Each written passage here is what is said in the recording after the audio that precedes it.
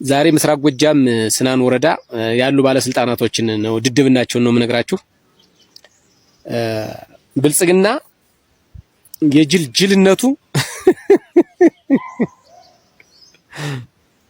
አሁን ባለስልጣን ሆነው ወረዳ 02 እና 01 ቀበሌ የሚመሩ በብልጽግና ስታንዳርድ መሰረት ወረዳ ብሎ የሚያወራው 01 እና 02 ቀበሌ የሚመሩት ማለት ነው። ስላባት ታዲ የሚባለው የወረዳ 02 እና 02 ቀበሌዎች ጸጥታ ኃላፊ ነው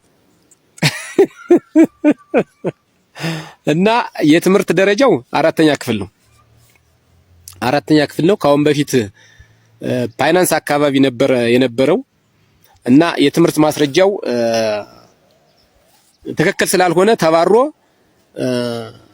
ገጸር ሄዶ ከአብቅተ 190 ሺህ ብር ተበድሮ እስካሁን ድረስ አልከፈለውም። ያብቅተ ያ ስናን ወረዳ ያለው አብቅተ ቅርንጫፍ ቢጠየቅ በእርግጠኝነት ይነግራችኋል፣ ካልደበቀለት በስተቀር ማለት ነው። ክስ ጀምሮ በአጋጣሚ ፋኖ ሲመጣ እሱም ባለስልጣን ሆነ።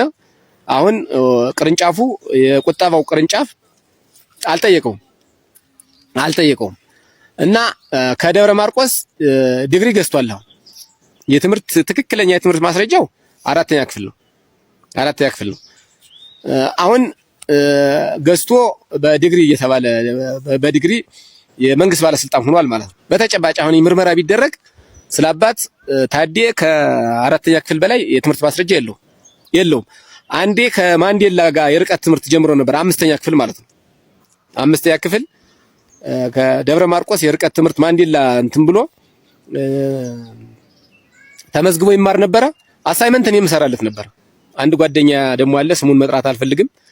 እሱ ሲኖር እሱ ሳይኖር ደግሞ የስላባት ታዴን አሳይመንቱን የአምስተኛ ክፍል ማለት ነው እኔ እሰራለት ነበር፣ እኔ ወደ ሳልወጣ ማለት ነው። እና አሁን ስላባት የትምህርት ማስረጃው ስንተኛ ክፍል ነው ብትሉኝ ያው አምስትን አጠናቆ ስለሚሆን አምስተኛ ክፍል ነው ማለት ነው። እና ግን አሁን የወረደው የጸጥታ ኃላፊ ነው እንዳልኳችሁ። ከፋይናንስ የአራተኛ ክፍል ነው ካርድ የነበረው።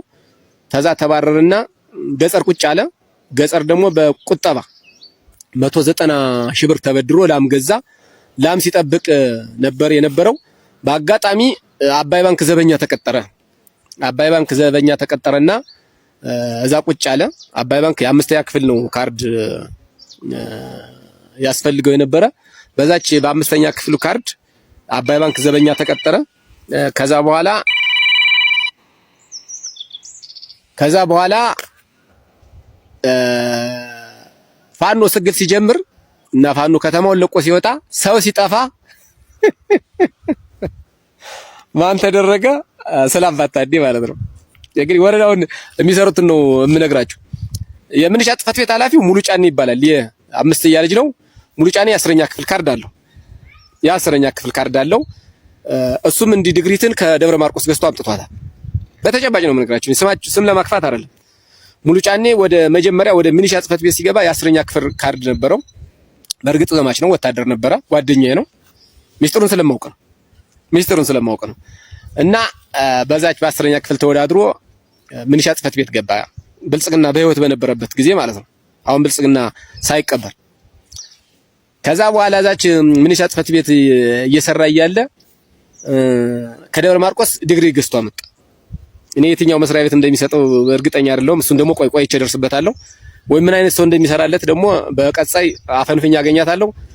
እንግዲህ ፋኖ ይጠይቀዋል፣ ችግር የለውም። እና የሙሉ ጫኔ የትምህርት ማስረጃው 10ኛ ክፍል ነው። እንደው የሱ እንኳን ከሌሎች ይሻላል ማለት ነው። ሌላ ጌታቸው ብዙ የሚባል አለ። የወረዳው ምክትል አፈ ጉባኤ ነው። የወረዳው ምክትል አፈ ጉባኤ ነው።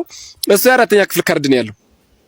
በመጀመሪያው ጊዜ መለስ በህይወት እያለ በ1987 ዓመተ ምህረት መሰለኝ፣ ዓመተ ምህረቱን ልስሳት እችላለሁ። የተወካዮች ምክር ቤት አባል ነበር። ይሄ ጌታቸው ብዙ የሚባል ማለት ማንበብ አይችልም፣ መጻፍ አይችልም። በጎልማሶች የተማረ ነው። መጨረሻ እዛስ እንትን ላይ ምክር ቤት ላይ እያለ አዲስ አበባ እስከ 4ኛ ክፍል ተማረ። 5 ዓመት ነው አዲስ አበባ የተቀመጠው። 1 ዓመት ዝም ብሎ ቁጭ አለ። እጅ አውጣ ሲባል ያወጣል፣ አወርድ ሲባል ያወርዳል። ከዛ በአመቱ ገብቶ 4 ዓመት ሲቀመጥ 1ኛዋን ዓመት ዝም ብሎ አስቀመጣት። በ4 ዓመቷን 4ኛ ክፍል ሆነ ማለት ነው። የጀጀሰ በእድሜ ደረጃውም ወደ 72 ምናምን አካባቢ የሚሆነው ማለት ነው። እንግዲህ የወረዳው ምክትል አፈ ጉባኤ ነው እሱ። እንዴ ብልጽግና ምን አይነት ጅል መንግስት እንደሆነ በዚህ መገምገም ይቻላል። ሌላ አቅም ያለው ሰው ጠፋ፣ ወጣ፣ ወደ ትግል ወጣ፣ ወይም ትቶ ተዳገሩን ማለት ነው። ግን ብልጽግና ደንቆሮ ስለሆነ የሚፈልገው ይሄ ያልኳችሁ ጌታቸው ብዙም የወረዳው ምክትል አፈ ጉባኤ የአራተኛ ክፍል ካርድ ነው ያለው። የአራተኛ ክፍል ካርድ ነው ያለው።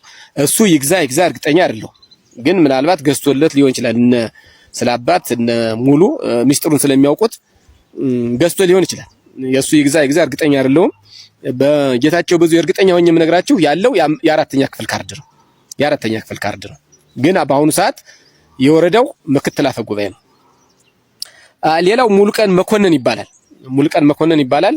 እሱም እንደዚሁ የአስረኛ ክፍል ካርድ ነው ያለው። አሁን ደብረ ማርቆስ ነው ያለ፣ እዛው በብልጽግና ማለት ነው። ደብረ ማርቆስ ሚኒሻ አካባቢ በባለሙያነት ነው የሚሰራ አሁን ሰዓት ማለት ነው። እና እሱም ዲግሪውን ገዝቶ ነው ያመጣው። ይሄም የምነግራችሁ ከጌታቸው ብዙ የውጭ ያሉት ጓደኞች ናቸው። ይሄን እንቀራረባለን፣ ሚስጥሩን አውቀዋለሁ። ጌታቸው ብዙ በእድሜም የገፋ ነው በማለት እንደዚህ ጓደኛ አይደለም፣ ግን እንግባባለን ከሱ ጋርም። እና ይሄ ሙሉቀን መኮንን የሚባለው ደብረ ማርቆስ ነው። ከስናን መጀመሪያ ስናን ወረዳ ሚሊሻ ጽሕፈት ቤት ኃላፊ ነው የነበረ። ከዛ ተቀይሮ ደብረ ማርቆስ ገባ። አሁን ደብረ ማርቆስ እንደ ያለኝ ኢንፎርሜሽን ከሆነ በሚሊሻ ጽሕፈት ቤት ውስጥ በባለሙያነት እንደሚሰራ ነው ነገሩኝ። ዞሮ አሁን ስናን ወረዳን እየመሩት ያሉት በአራተኛ ክፍልና ከብት እረኞች ናቸው። ስላባት አሁን በህግ ደረጃ ታስሮ መጠየቅ ያለበት ነው። ከአማራ ብድርና ቁጠባ 190 ሺህ ብር ወስዶ አልመለሰውም እስካሁን ድረስ 190 ሺህ ብር ወስዶ ማለት ነው። አሁን ባለስልጣን ስለሆነ የቁጠባ ሰራተኞችም አይጠይቁትም።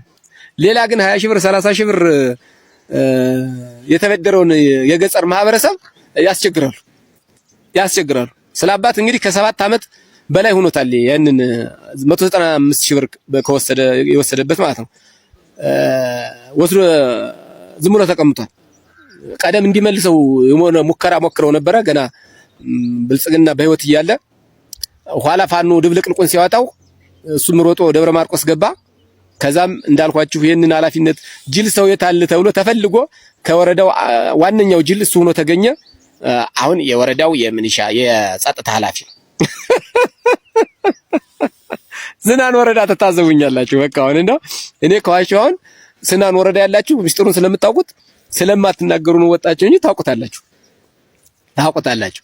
እና ስላባት ታዴ ከወረዳው ቁጠባ ብድርና ቁጠባ 190 ሺህ ብር ወስዶ እስካሁን ድረስ አልመለሰም።